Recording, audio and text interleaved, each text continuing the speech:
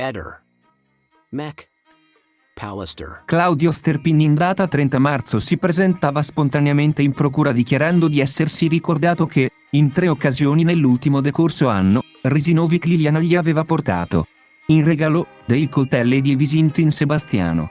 Nelle sue dichiarazioni, affermava di essere venuto a specificare tale particolare per dimostrare come, in realtà, fosse sempre stato in contatto con Liliana e non, come afferma Visintin Sebastiano, che questo fosse solo una sua invenzione. Specificava di aver notato un'incongruenza nelle dichiarazioni rese da Visintin Sebastiano nell'ambito dei movimenti che ha dichiarato di aver effettuato la mattina del 14 dicembre. A tal proposito infatti Sebastiano aveva affermato di essersi mosso da casa verso le 7:30 massimo 7:40 ma, di solito lui e la Resinovic non potevano sentirsi prima delle 8:05 massimo 08:10 perché Sebastiano era ancora in casa. Segnalava, infine, che Covalero Fulvio ha sempre asserito di non avere avuto alcuna macchina di proprietà ma, in realtà, a lui aveva sempre detto che se avesse avuto bisogno di una vettura, avrebbe potuto averla in prestito dalla propria cugina.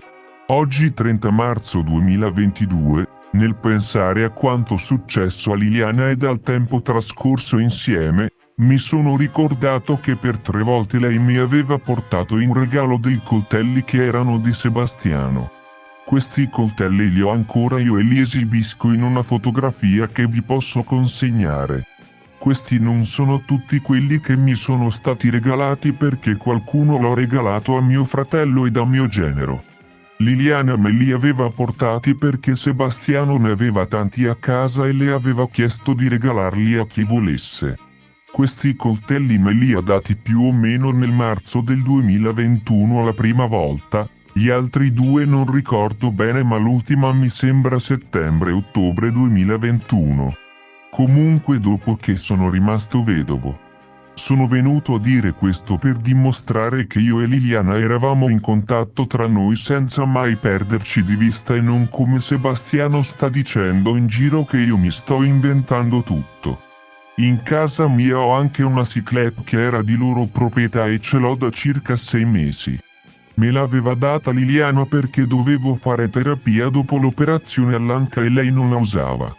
Voglio altresì fare presente l'incongruenza sui movimenti di Visintin Sebastiano nella mattina del 14 dicembre. Lui ha dichiarato di essersi mosso da casa tra le 07:30 e 07:40. Almeno così ho sentito dire da lui per televisione. In realtà, di solito, io e Liliana non potevamo sentirci prima delle 08:05, 08:10 perché lui non era ancora andato via da casa. Voglio, altresì, segnalare che Covalero Fulvio ha sempre asserito di non avere alcuna macchina di proprietà.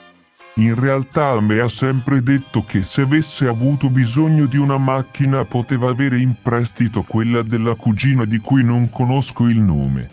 Questo me lo aveva detto nell'occasione in cui abbiamo cercato Liliana insieme.